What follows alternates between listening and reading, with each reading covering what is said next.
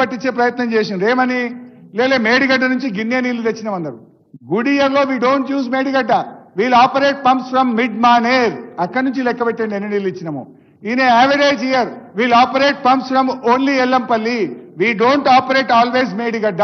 మీరు ఓన్లీ మేడిగడ్డ లెక్క చెప్పి తక్కువ నీళ్లు వాడిందని సభను తప్పుదో పట్టించే ప్రయత్నం చేశారు. ఇంకోటి అధ్యక్ష, అసలు కాళేశ్వరంలో కూలింది 3 పియర్స్ మాత్రమే, దాన్ని రిపేర్ చేస్తే అయిపోయే పని అధ్యక్ష. మరి నేను అడుగుతా ఉన్నా, గతంలో ఎన్ని ప్రాజెక్టులు మన రాష్ట్రంలో కూలినాయి? మన రాష్ట్రంలో కానీ ఇంకో మాట ఉత్తమ్ గారు మాట్లాడుతూ మిడ్ మానేర్ మీరే కట్టిండ్రు, ఎల్లంపల్లి మీరే కట్టిండ్రు అన్నారు. అయ్యా తెలంగాణ వచ్చిన తర్వాత ఎల్లంపల్లి ప్రాజెక్టు మీద 2052 కోట్లు ఖర్చు పెట్టి నీళ్లు నింపింది బీఆర్ఎస్. మిడ్ మానేర్ మీద 1586 కోట్లు ఖర్చు పెట్టి దాన్ని పూర్తి చేసి నీళ్లు నింపింది బీఆర్ఎస్. ఈ విషయాన్ని కూడా గౌరవనీయులు ఉత్తమ్ గారు గమనించాలి. ఇక బ్యారేజీల విషయంలో ప్రపంచంలో ఎక్కడ జరగలే, ఇప్పుడేదో ఇక్కడనే జరిగింది. యాక్చువల్లీ ఇక్కడ కూలింది లేదు, కుంగింది. కానీ మొత్తం కాళేశ్వరం కూలిందని మీరు ప్రచారం చేశారు. అధ్యక్ష, మీరు కట్టిన శ్రీపాద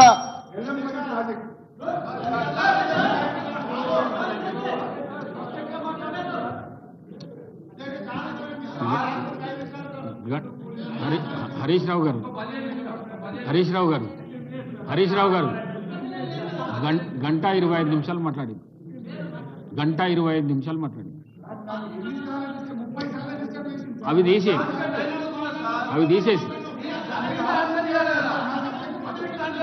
మాట్లాడండి. 5 minutes లో కన్క్లూడ్ చేయండి. ఏమైతే సార్ అంటే 30 సార్లు వాళ్ళు లేచినప్పుడు నేను దానికి ఆన్సర్ చేయకపోతే నేను తప్పులు పడతా, ఆన్సర్ చేస్తే నా సబ్జెక్ట్ చెప్పుకోలేకపోతున్నా. వీళ్ళు ఒక టాక్టిక్స్ గా అనుకున్నట్టున్నారు. క్యాబినెట్ లా మాటికి లేవాలి, హరీష్ రావును మాట్లాడియద్దు అనుకున్నట్టున్నారు. లేస్తుండ్రు అడ్డం తలుతున్నారు, నా సబ్జెక్ట్ పోతుంది. అధ్యక్ష, శ్రీపాద ఎల్లంపల్లి వీళ్ళు 2005లో స్టార్ట్ చేస్తే 2009లో right side homogeneous earth bund was washed away. అదేవిధంగా పాలెంవాగు జలయజ్ఞంలో చేపట్టిన పాలెంవాగు, ఇది వరంగల్ జిల్లాలో ఉంటుంది. 2008లో పాలెంవాగు కొట్టుకుపోయింది, 2009లో కూడా పాలెంవాగు కొట్టుకుపోయింది. కడెం ప్రాజెక్టు, మీరు కట్టిన కడెం ప్రాజెక్టు 1958లో మొదటి సంవత్సరమే కడెం ప్రాజెక్టు కూడా కొట్టుకుపోయింది. ఇప్పుడు మీరు అధికారంలోకి వచ్చినాక ఎస్ఎల్బీసీ కుప్పగూలింది, సుంకిశాల కూలిపోయింది, పెద్దవాగు కొట్టుకుపోయింది, అదేవిధంగా వట్టెం పంప్ హౌస్ మునిగిపోయింది. కానీ ఇట్లా చెప్పుకుంటూ పోతే చాలా ఉన్నాయి. మహారాష్ట్రలో తివారి డ్యాం, ఇట్లే మధ్యప్రదేశ్లో కరం డ్యాం, ఇట్లా చెప్పుకుంటూ పోతే ఈ దేశంలో 80 డ్యాములు దెబ్బతిన్నాయి. అయితే నేను చెప్పే పాయింట్ ఏంటంటే ఎల్లంపల్లి, పాలెంవాగు, కడెంవాగు ఇవి కాంగ్రెస్ హయాంలోనే కట్టిండ్రు, కాంగ్రెస్ హయాంలోనే కూలిపోయినాయి. కానీ మా విజ్ఞత ఏంటంటే మీ హయాంలో కూలిపోయిన పాలెంవాగును బీఆర్ఎస్ గవర్నమెంట్ వచ్చినాక మేం కమిషన్లు వేయలే, మీ లెక్క ఆగమాగం చేయలే. రాష్ట్రము, రైతులు, ప్రజల ప్రయోజనాలతోని ఆ పాలెంవాగును పునరుద్ధరించినాం. 2017లో రాష్ట్ర ప్రజలకు మేము నీళ్లు అందించినాం.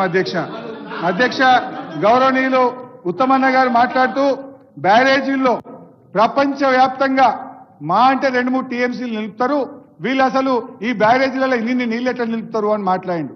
పాపం ఇంజనీర్లు మా ఉత్తమన్నని సరిగా గైడ్ చేస్తలేరు, ఇబ్బంది అవుతుంది. ఉత్తమన్న మంచోడు, ఆయన క్రెడిబిలిటీ దెబ్బతీస్తున్నారు.